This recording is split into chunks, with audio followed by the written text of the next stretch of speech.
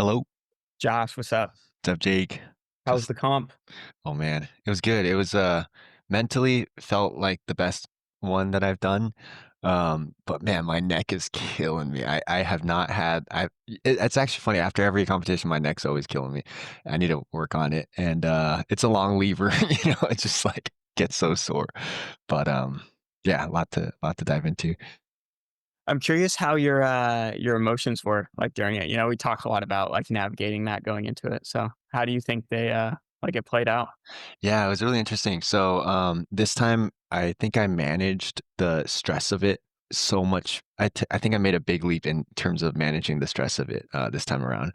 Um, so what helped a lot was I did more visualization this time around. I never really did that much before, and just tried to imagine and remind myself of like the stress that on the day that I'm gonna feel, like just seeing myself step on the mats with that high heart rate, seeing myself in the arena with the warming up, imagining if my opponent's like super aggressive and like just like staring me down, like just anticipating, I guess, some of those things. And then I also visualize a lot of reminding myself like there's going to be times where I want to give up, but to just keep fighting and like to try to like push more and be more aggressive and leave it on the mats, and the kind of stuff that I've struggled with a little bit in the past.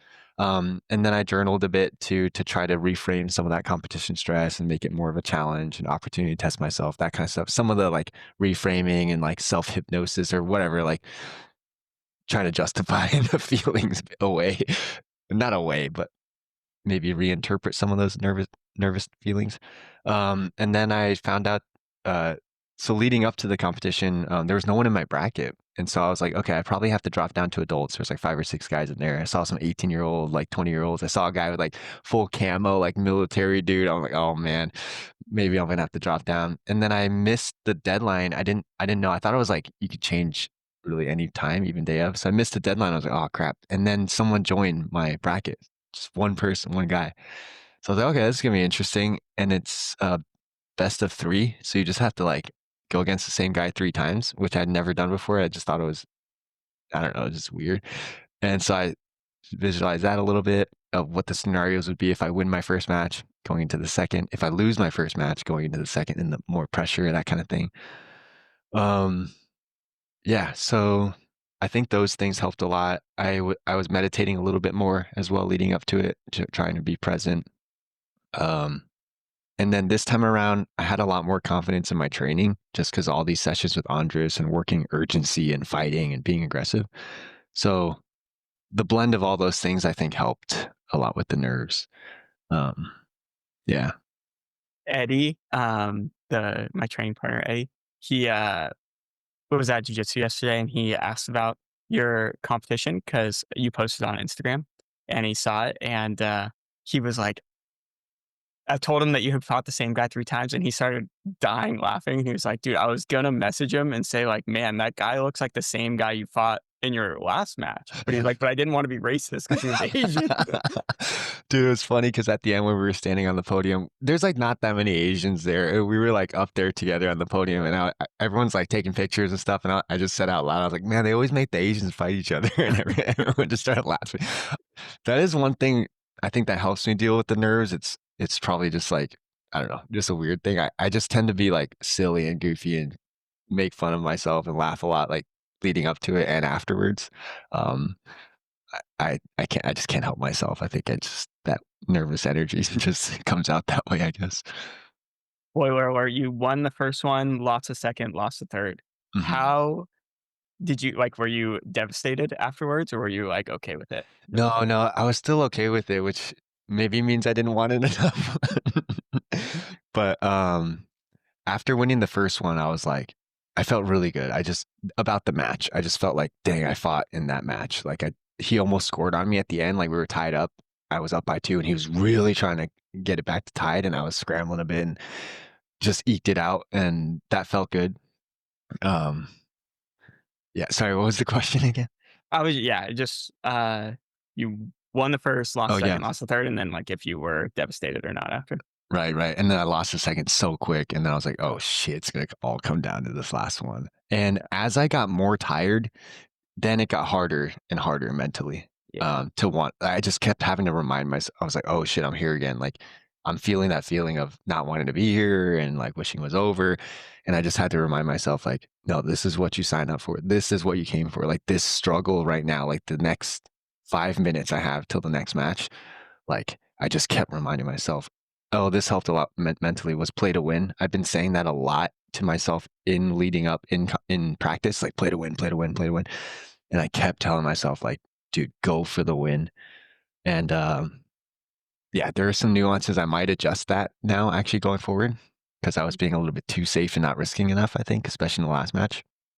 But yeah, it reminded Tom Aspinall had a great interview on the High Performance podcast, I think it's called.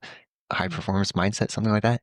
And he said before every fight, he used to have two fights, like one with himself and then the actual fight. And so I think part of it is like making that fight with yourself easier and easier over time. Hopefully, it doesn't have to be such a battle to get into that mindset as you get more familiar with it. But between the second and third, sorry, between the first and second, and then second and third, two totally like crazy 5 minute battles myself of like getting in the mood again to go out there. How long in between matches was it? Was it There just was 5 only minutes? yeah, there's only one other match. So it was like my match, one other match, then I go again, one other Dang. match, then I go again. And another weird thing was like, it said, "Hey, you got 40 minutes before your match." Oh, okay, cool. I'm gonna go watch my buddy compete. I'm standing by the sidelines watching him compete, and then I hear Josh Liu, Mat 3. I'm like, "Oh shit, like game It's time! Like time. it's time to go." So that was another thing that's never happened before in the past. But I guess that's So did part you of warm it. up at all? Luckily, my other teammates had matches before me, so I'd warmed up a couple times already. I see. I never got to blow out my lungs and like breathe heavy, but I did get to get my heart rate up, get a little sweat in a couple times, and Mhm. then I was standing around for maybe 10 minutes, 15, and then all of a sudden I got called up. So that was another interesting aspect of it. Gotcha, cool. Yeah.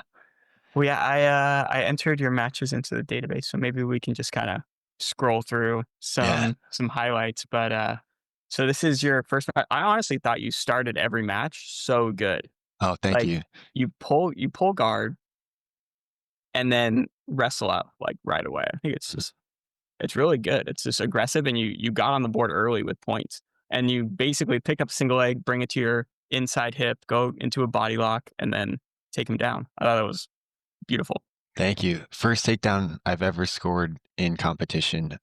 This guy was a lot shorter than me, and so I was like, "Dude, I'm not gonna wrestle with this guy. I think he's gonna shoot on me."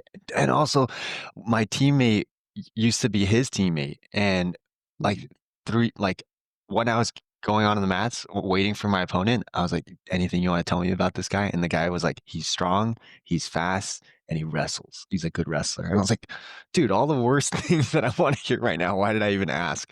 But yeah, so then I was like, all right, I'm gonna pull guard for sure. Yeah, no, your wrestling looked great against him. Like, Thank you. yeah, I would have never guessed that he would have out wrestled you just watching this. Thanks. Um, and then, yeah, so like the Kimura obviously was like his like favorite thing in the world to do. Hmm. And you, I think, just did a great job, as we'll see, like getting the chest half guard. But basically, I think the way I would think about it is when you're trying to get like a crossface or like make the cranial shift or whatever. Hmm. You can put your head on the far side, like your head is here, Yeah. which I think does a really good job of preventing them from hip escaping and inserting their knee shield. Mm. But it also gives them space to sit up and do like octopus style Kimura type things. So obviously, you don't know that he likes Kimuras. This is like the first match and the first little sequence from here. But he, I think this takes a while. Yeah. Yeah, but he uses it to sweep you. Hmm. Um, so I guess the adjustment that I would make is like next time you get to those types of positions, like your head is on the near side and you're just like, my head's not getting to the far side, not getting to the far side. And then you're trying to work from there. Um, but yeah, and I guess let's see, actually, like because I talk about this in my instructional too. And this is another good. So, okay. So his head's on the far side. Hmm. This guy is looking for Kimura. So what Kit does is he does this little, like, wrist pummel. So when this guy's coming up, his wrist goes, like, towards his own chest and breaks the grip on his own wrist. So you can see he goes, boom, breaks the grip, and then immediately goes crossface. So this is a Right. nice little wrist pummel you can do, to defend the Kimura. Another thing you can do is kind of, like, straighten your arm a bit and then try and drive your knee on top to break the grip. Um, let's see if I could find. Oh, this is where I'm talking about head position. So like your head can be on the far side and it can be do a good job of controlling the hip. And if he gets an underhook, it does a great job of smashing the underhook, right? So you keep him flat. But it can be very hard if your head's on the far side to pummel in a butterfly hook because you don't have a good angle. So if your head's on the near side, now I would recommend like try and use your feet more, trying to pummel in butterfly hooks to split their legs apart. And if you do feel like your head's on the far side and they're sitting up for a Kimura, let's see if I could find. Yeah, here we go. So like, I think we might have talked about this before, but like, basically, if your hand is reaching palm up, your elbow is like pretty tight to your body and it's inside your shoulder and your hand. But if you reach with your palm down, your elbow flares. And this is what they want for a Kimura. So if your head's on the far side, like your hand is constantly facing the ceiling when you're reaching for whatever you're going to reach. But obviously, if your head's on the near side, you can be more aggressive with that hand because you're using your head position to deny the Kimura, right? But yeah, just I know the Kimura is a thing that's going to come up over and over again. So I figured might as well just like dive deep. But those are like my initial thoughts when I'm like in half guard trying to figure out how to control their head and shoulders. That's kind of the situation that I'm kind of like running myself through. Is my head on the far side, near side? What are my tactics depending on my head position? That is so good. Wow, I completely missed a lot of that, clearly, as we'll see throughout this match and the next 2, but thank you. Yeah. So now you're on bottom. This dude sits, and you do, I think, do a great job of like keeping your composure, standing up, taking your points, and yeah, defending the leg entanglement, and getting your points for the sweep. It's kind of a risky strategy on his part to sit back this early on in the match. So Yeah, yeah, sat back for an ankle lock, and, I just remember thinking, "Just keep weight on that foot." I was just, like, driving all my weight on that foot that he was trying to ankle lock and trying to get up off my hips. At least that's where my attention like, I was just like, just stand up, just put weight there," and, it worked out. this one, I thought your guard passing was really good. Like, so your chest, he, I think he inserts his knee shield, and then he uses that to free his trapped leg, right? So now both his feet are on the outside, but then you stuff his butterfly hook, and then you switch sides, and now you go to the other side, and then you get chest half guard on the other side. So I thought it was just really good guard passing, like he escapes one side and you go to the other side, chest, and going back and forth. I thought it was really good. Um, oh, this was also very good. So your chest to chest, you throw in this hook here, this grapevine hook, and then you use that to free your knee towards 3/4 mount. And I'm curious, are you trying to keep his feet like off the mat when you're doing this? I don't remember, actually. I Look there at was oh, yeah, there was a point where I was kinda trying to keep his feet off the mat so he can't build height. Yeah, Yeah, yeah, yeah, it yeah. looks like the thought process was really good. The execution didn't happen the way I think you would have liked, but, like, this is very cool. Like, it seems like you're trying to, like, monitor his feet, with your feet where so he can't, like, bridge off the mat. Um, yeah, and then he ends up doing, like, a kipping escape type thing. Personally, like, if I'm unsuccessful in doing that, I would probably, like, kinda disregard this underhook a little bit and try and, like, sink my weight back a bit more to kinda, like, leg ride a bit, Ah, yeah. um, until you can get a good purchase on their feet. Mm, But I think the idea that you're doing here is very good. thanks. Yeah, I it think just 'cause doesn't work out. I think 'cause earlier he was, like, trying to lock down me or he had me in a lockdown when he was doing Yeah, the Kimura, so I was trying to unlock that key, whatever thing, and so maybe my mind was like, "Oh, shit, the lockdown's coming, like, let me try to not get this lockdown on me." right. But So, yeah, again, now it looks like it's kind of more like a body lock type situation, but you have, like, a tight waist instead of, like, your hands connected. You're trying to get over his knee, and it looks like you did get over his knee. But you can see, like, his hand is here and he's Mhm. trying to pull your head to the far side like constantly. Oh, So right. like again, like if it were me, it'd be like number one thing, my head is staying on that side. And he pulls your head across, sits up, Kimura, and then sweeps you again. So Mhm. yeah, it's just the head position I think would be um yeah, one thing to consider. But again, I think you do a really good job here wrestling up from bottom, go from single, double. Like that's really good. Thank you. Um, yeah, and that was it for this match. All the notes I took, but yeah, overall, like I think it was very good display of guard passing. Maybe a little bit, like you were saying, you didn't take as many risks. Maybe in the third match, but this match I thought you did very well, and maybe even like rushed it a little bit in that like 3/4 mount type situation, like trying to Mhm. get to mount as opposed to like leg ride a little bit. Right. But again, I even think like your strategy was very good, whether consciously or unconsciously, you were trying to keep his feet off the mat with your feet. Um, yeah, just the execution kind of wasn't there a little bit, but yeah, Yeah, thanks. It's so tricky, and I'm noticing this reflection now is, when to be urgent and when not to be urgent is wow, that is such a skill in itself around the points and who's more incentivized to go for it versus who needs to risk versus who doesn't need to risk, who can stall versus who can't stall, like, as the points are happening, it was pretty tricky, right, but thanks. Yeah, that was the best match I felt, um, ever in competition, and I remember actually thinking morning of, I was like, "Man, I don't wanna go in and face some white belt who's never been training, like, 6 months in, and just, like, demolish him and be like, oh man, like, I'm gonna go back and just do it again.'" Like, you know, I did want someone who is gonna challenge me, I guess, that's, like, the whole point of going out there, and that first match really felt like I got that experience that I was hoping to get, because you never know with one guy in your bracket. So, it was good learning. yeah, cool. So you won that match. This is your second match. Mhm. Again, you pull guard and wrestle up pretty quickly with a single leg. I think, yeah, wrestle up with a single leg, and this time you bring the leg to the outside, and your head is also on the outside, which allows him to do the kimura.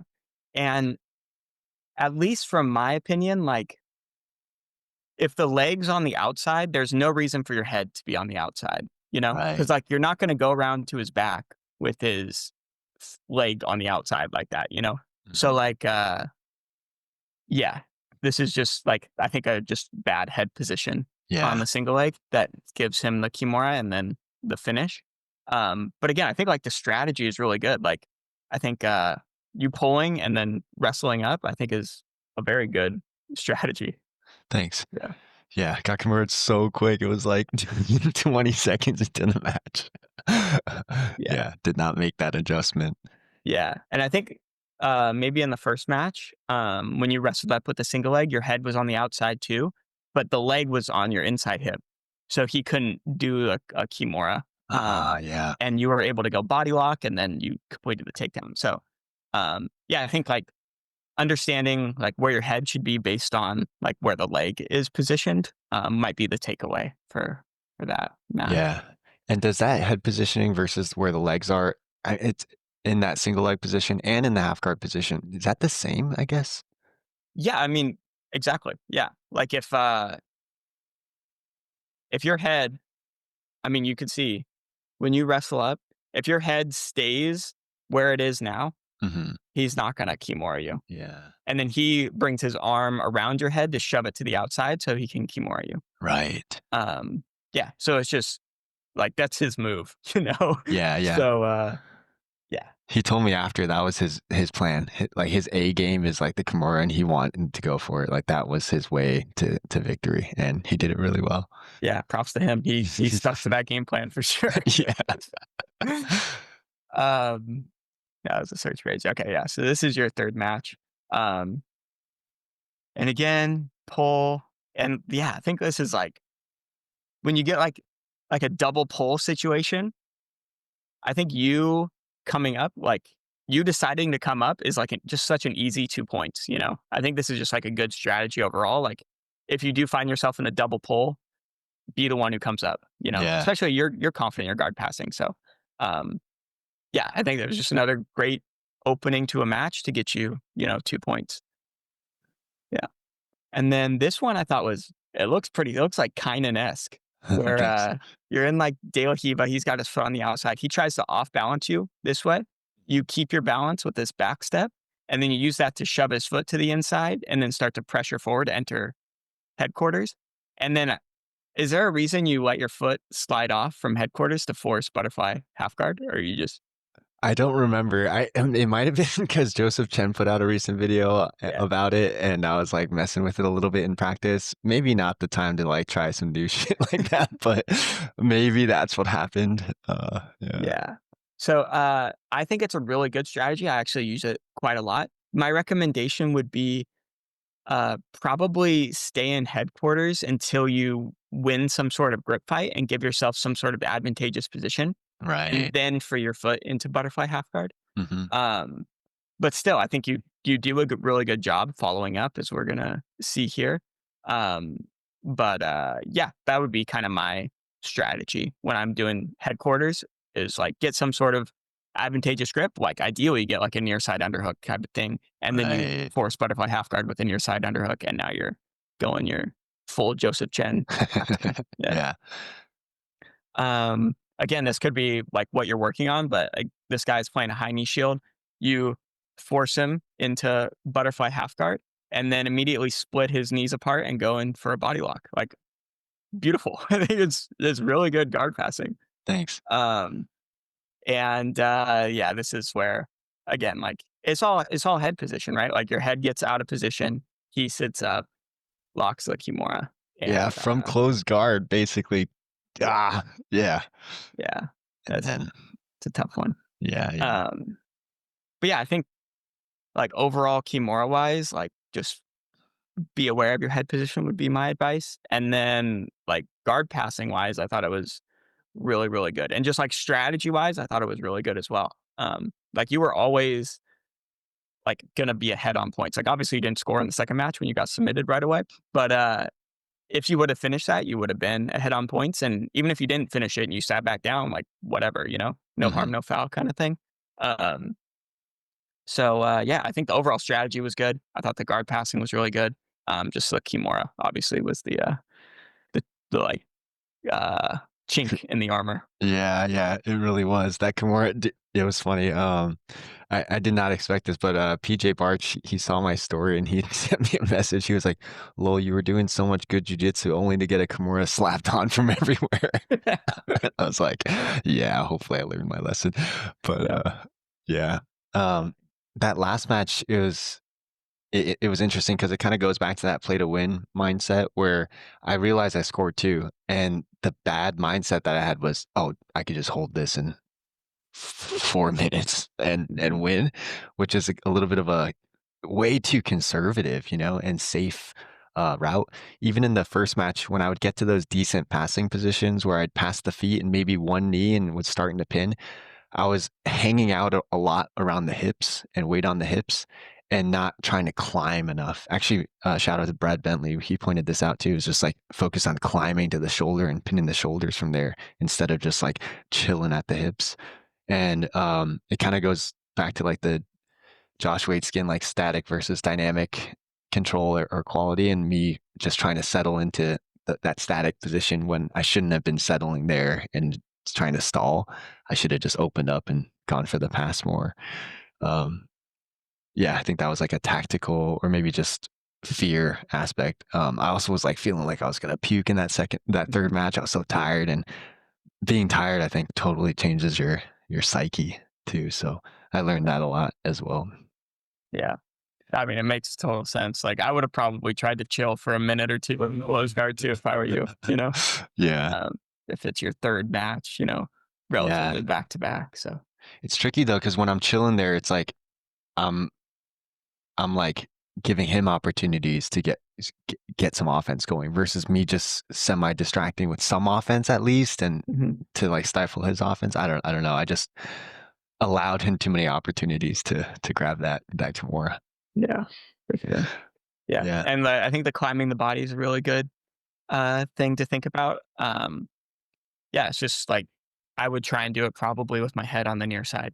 Um, Yeah. and that should keep you relatively safe from his A game at least. Maybe he reinserts his knee shield because that's kind of the downside of putting your head on the near side. But Mhm. um, rather that than getting Kimura swept. Yeah. Yeah, that grip is so strong once they get it. Oh, man, it's like, dang. Yeah, it Yeah. is very hard. And like you were talking about before we started recording, like just trying to like posture out of it and stuff, like your shoulder gets pretty sore. Yeah, and I have flexible shoulders. I think that's why he was so surprised at the end, like, when I tap, he's like, "You okay? You okay?" 'Cause, like, my hand goes so high on my back. Yeah. But, yeah, I think I wanna make it a mental adjustment and instead of, like, play to win. Because sure, I can stall out for 4 minutes and win, but maybe that's not the way I want to win or, like, at least, like, that mindset's a little bit different than, like, playing to score as many points as you can or playing to score all the way to submission. I think I would have like challenged myself even more in the match and gotten a better experience had I done that versus being so conservative. But it's all progress, I guess. So Have you trained since the competition? yeah, so I didn't want to because my neck was killing me, but Greg Souders came down to PJ's gym, 10th Planet South Bay here in San Diego, for the week. So he's doing Monday, Wednesday, Friday, 11 a.m. um, advanced sessions where they just take you through some training.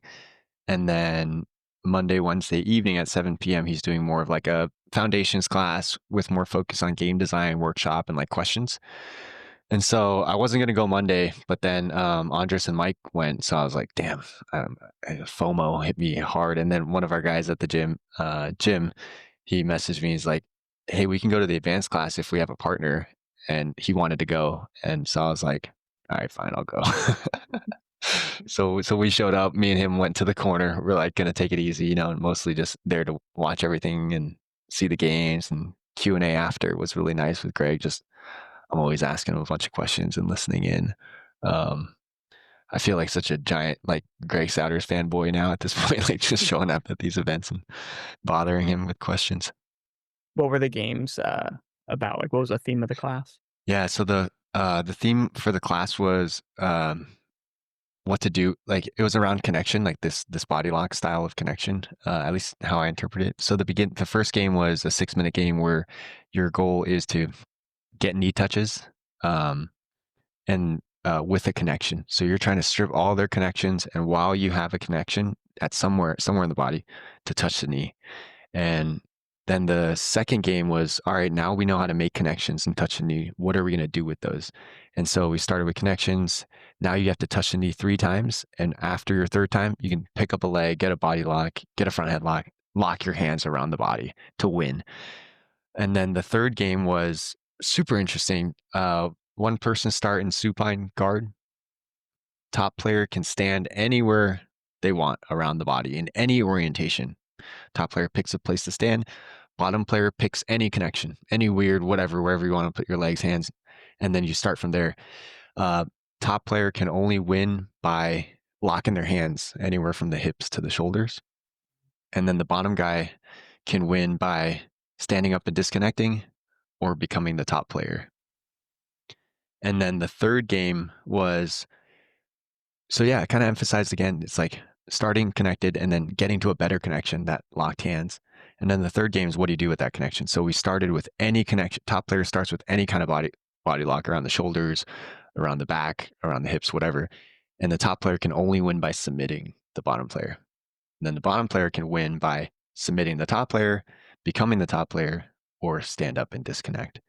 So it's really cool. It's like this theme around using connection to establish connection and then what to do with that connection. So yeah, it was like 2 6 minute games and 2 10 minute games. And then we did a 10-minute round after that. That game where the guard passer is allowed to start in any orientation around the body, with the goal of like locking their hands around the like torso. Did you notice that the guard player won a lot of the time in that game? Um, at least when I was playing, it was pretty even. It usually depended on how dominant oh, sorry, where the top player starts in a circle and the bottom player starts in any guard form. Um, I thought you said the top player gets to choose whatever like connection they want, oh, or does the guard player get to choose? guard player gets to choose. Huh. Yeah, yeah. So they can choose super deep into like an entanglement if they wanted to. And the top player only had to get a body lock. Actually, I did find that at least in our little group of three, the top player would win more in that one. Then the next one, it was a little bit depending. Like you could start like fully mounted with like crossface underhook and like one arm isolated and like pretty deep, or you can start even with them on top of you and you have a body lock around their waist and they're almost escaped if you want. So you can make it harder for yourself. Um, so yeah, that was the class. Sounds good. Yeah. Um, yeah, I don't have any other follow-up questions. I'm kind of working on like outside passing a little bit right now. So yeah, the I think I'm trying to do like similar games to what you just described. So yeah, that was kind of interesting. I hadn't thought of having the guard player start in whatever guard they want and then doing it. Hmm. Um, but I like that idea. Yeah. Yeah, it was cool. Um, yeah, then we stuck around and talked to Greg for a little bit, and maybe I can share some of his like some of the Q&A stuff that was interesting. Let me pull up my notes here. Okay. Um, Notes from Greg Souders. Let's see. So yeah, it was cool to see he was talking about that class he designed as like these macro concepts of like there are games where you go from disconnected to connected, and then games where you go from connection to a better connection, and what to do with those connections, like segmenting and submitting and stuff like that. And so it was cool to hear him think about it that broadly, across the standing and the pinning scenarios or the games. Um, and then let's see, he was talking about this thing called differential learning. Have you heard of that? No. There was a previous podcast, I think this is differential learning, where they were talking about baseball pitchers and they would have or baseball, and they would have the batter purposefully try to hit the ball like straight into the ground or like Mm, straight fly balls or like way out to the left, which is something super novel that you wouldn't normally do. So maybe it's not as representative, but it's still the point is, I think, presenting novelty just so you can adapt. And it's purely adaptation for adaptation's sake. And so Greg was saying he thinks this is just like, I think he's caveated this with like, this is my suspicion, like totally hypothetical, but like he thinks it may be a spectrum of like from CLA all the way to differential learning in terms of how much novelty you can start to introduce. So now he's playing around with having guys start in like just the craziest weird positions, or these style of games that he's been sharing on B Team where you're doing things you wouldn't normally try to do. They're not like, as he says, they're not tactically optimized. Like let's say you start in single leg X and your goal is to uh, basically get to single leg X on the other leg. And it's that weirdness of you have such a good connection. Now you're letting it go and then you're trying to reconnect. And it's just a novel, weird thing that you have to learn to adapt to. At least that was my interpretation or takeaway from it, which I thought was pretty interesting. yeah. Giving you the ability to like explore a bit more as Yeah. opposed to try and like optimize. Yeah. It's, Yeah. uh, it's quite Like, interesting. Yeah. yeah. Super interesting. And it was cool. DeAndre was there. Gavin was there. They were prepping for something, and like they were training. It was like their training session. And so DeAndre went with PJ Barch, and then Andres went with Gavin, which was cool to see. Um, yeah, so that was fun. And then another takeaway I had is like when uh when I'm playing guard, a lot of times I like have the tendency to try to take a big bite, like go for this sweep or and not work, and then go for this sweep versus taking like little bites. And DeAndre was telling me like he's been starting to like hand fight in a way that's more taking little bites, jabbing, like off balance, or like connect, and then go for a big bite, which I thought was a really cool way to like approach. Yeah, yeah, going from disconnected to connected, there's just so much variability. And so I think like learning to segment the goals is more helpful. For example, my passing has felt a lot better because I think I'm not so focused on passing anymore. I'm like controlling the feet is like something I've been like really obsessing about, controlling the feet. And then you control the feet enough, you close distance enough, eventually like passes start to open up. And I think I just need to learn to apply that concept from guard as Mhm. well and other places because I have a tendency to just want to get there, get connected and then like work from there.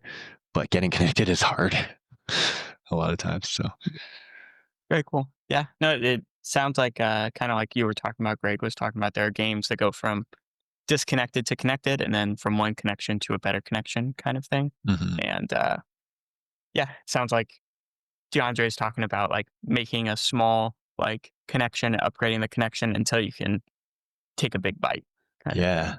Um, Yeah, he was talking about hand fighting almost like jabbing, like pushing, pulling, like just yeah, mhm, kind of like jab, jab, jab, jab, jab, and then going for something as you adapt to what's happening. mm, Yeah. interesting. Yeah, super cool. Well, cool. What's the stuff you've been studying on outside passing? I've been just, like, you know that, uh Greg video where he's talking about like bringing the leg across from blanket entanglements gives you access to the hips. Mhm. So I was trying to mess with that a lot, but every time I come up, I wouldn't necessarily get to the hips and I wouldn't necessarily get to like a full blown leg drag position. And you'd get to more of like the outside camping, like hip and knee post type stuff. So then I just uh, started working and like studying a bit on that to try and get better at finishing the pass from there, or just holding the position from there. Um, so yeah, like in my classes recently, it's been a lot of um, playing those leg lock games and trying to tie it into the outside passing type stuff. And that's kind of the manner, like pass the leg across, try and like top player wins when they like get their hands connected around the torso and you start in single leg X pretty much and then go. And basically the strategy is pass the leg across, come up, and if you can't connect right away, go into outside camping until you can connect. Um, so yeah, that's kind of the sequence I've been trying to like design games around. Okay, very cool. Yeah. Yeah, are a lot of the guys who, after they get the leg across, do you find a lot of them start to stand up and then go into the outside passing right away and the body locking? Yeah. A lot of times the defender beats them to the stand up. Um, So, yeah, I think this is one problem I think a lot of people were experiencing just because I don't think we haven't I haven't taught them like X guard or like anything like that, you know? So I've tried to teach them to like, if they're standing up, try and like, put them back down on their hips, try and like mess with their second leg so they can't stand up. Or you can like, try and connect your hands around their back if they do stand up, you don't have to connect them around the front, but um, it doesn't seem to be as intuitive for people, um, and it becomes just more dynamic, when the defender stands up. So I think when the attacker is able to stand up, like once they pass the leg across, generally they win. Um, yeah, but Right. if the defender stands up, then generally they lose. Yeah. Yeah, that's kind of the trend. One thing I struggle with is in an entanglement in a lot of these games, if my opponent is allowed to stand up, man, I'm not that good at keeping them on their hips when I'm Yeah, entangled. That's hard. It's probably because I'm too focused on the primary leg and not the secondary leg enough. right. Is my suspicion. But yeah, that connection and maintaining it effectively is pretty hard when they're just trying to stand up and build height, I find, Yeah, at least yeah. where So I'm at. Yeah. what I've been trying to do, because I've been playing these games for like a week now, so I didn't participate the first couple days, but now I've started to participate. And what I've seen to have success with is like from single leg X, instead of trying to like pass the leg directly over and stand up from single leg X, I've tried to like pummel my foot that's on their hip um, underneath their leg and to the far hip. So it's like basically like X guard, but you're both on your butt. Yeah. And then you pass the leg across to what Lachlan calls the like leg across position.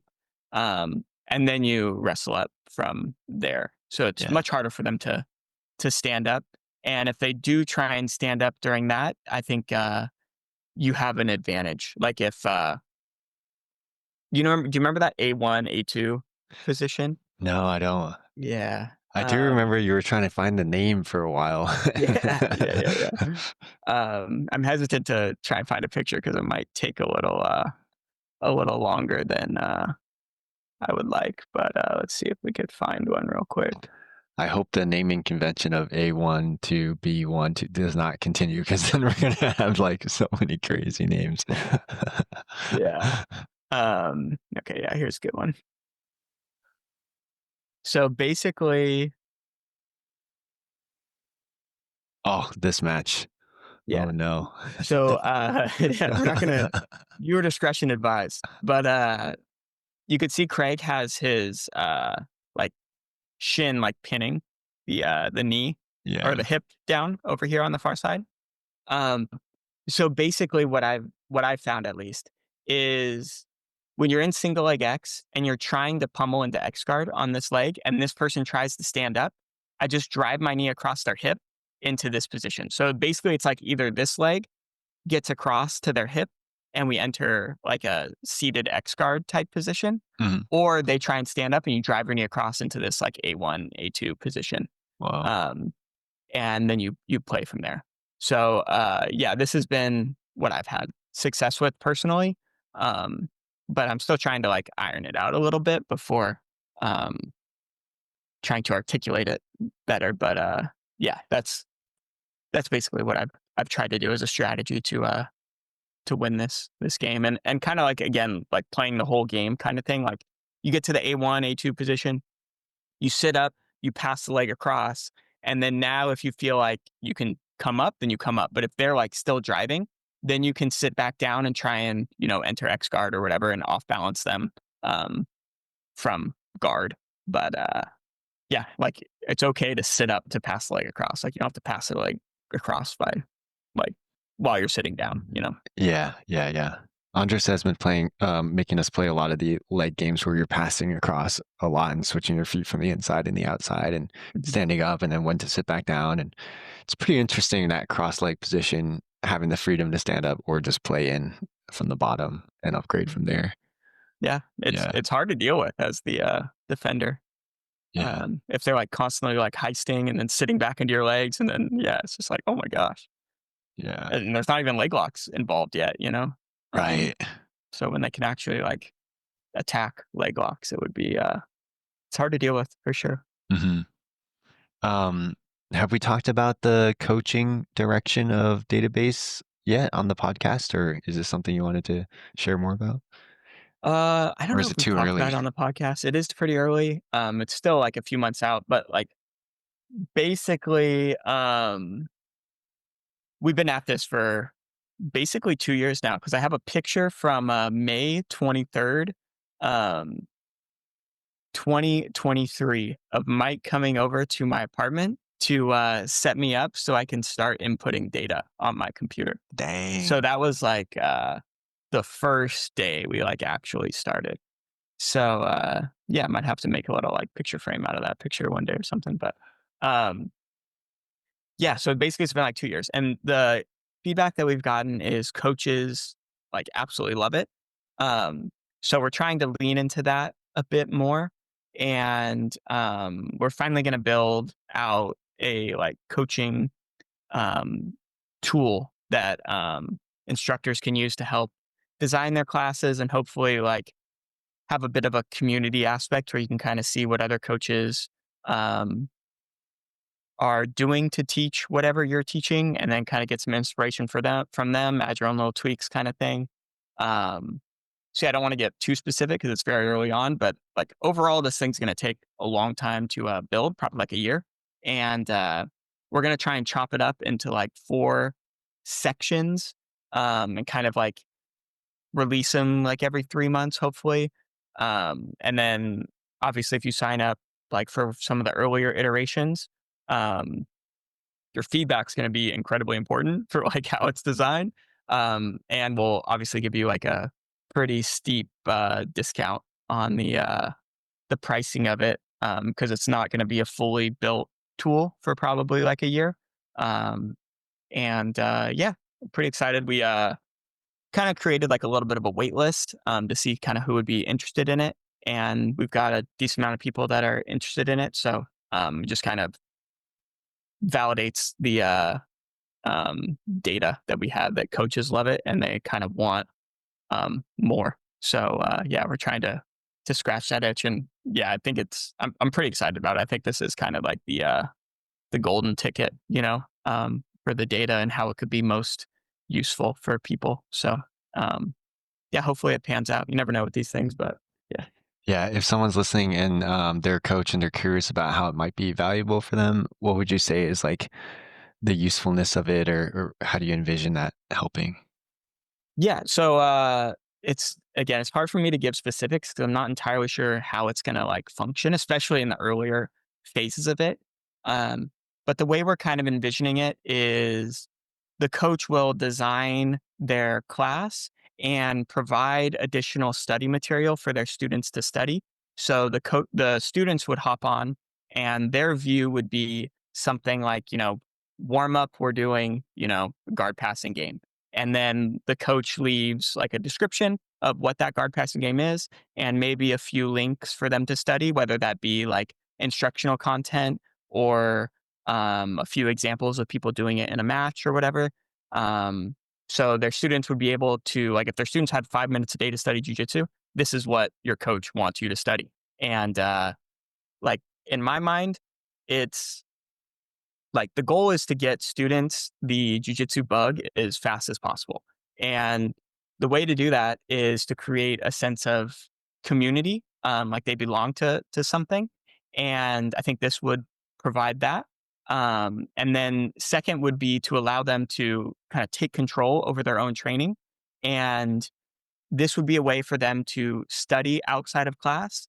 And if they can't make every single class, they can hop on and see what they did that day and study the material that the instructor provided. So, um, yeah. And then, like, again, ideally, there's like a community aspect of it as well. So, like, if, someone in like I don't know, New York makes a class that they have or a section of a class even. And I'm teaching a class on leg entanglements. I can search through the like community library of classes and see all the different like sections of classes people have used for leg entanglements or full classes people have used for leg entanglements. And I can directly plug those into my calendar, make some modifications. Um, I can use the same study material they linked, or I can link my own study material and then send that over to my students to study. And yeah, like that's kind of the way I envision it. But yeah, I don't like Mike, especially my developer Mike, doesn't like me talking about this because you never know how it pans out. Yeah, And yeah, I hate the idea of over promising. So yeah, that's kind of the way I envision it. But yeah. super cool. I think it solves a very, very big problem in jujitsu when it comes to instructionals and content, is that the hardest part is taking that and then bridging it to actual practice. And what's nice is with the games and stuff, like we get to practice a lot of stuff in certain situations and get a lot of like time under tension and passing, let's say. But oftentimes, like showing up, it is nice to have some ideas of things you want to try.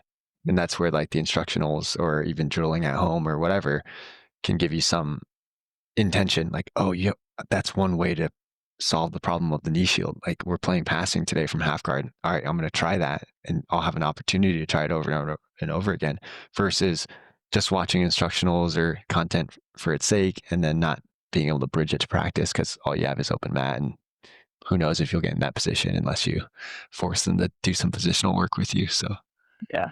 Yeah, in its current state, I said coaches get a ton out of it, but the students that get the most out of it, that I've talked to at least, do exactly what you described. Like, we're working on De La Hiba in class. I go home, I search De La Hiba, and I get some inspiration onto how to solve certain problems, some new ideas, and then I go try them. Doesn't work. I, rewatch the footage. I just kind of reboot the system and just kind of reinforces whatever you're working on in class. And I actually just talked to someone recently who's at a 10th planet school, and they're using it to basically like the 10th planet half guard is kind of unique. And they wanted some more ideas on how to play half guard than what they were learning in class.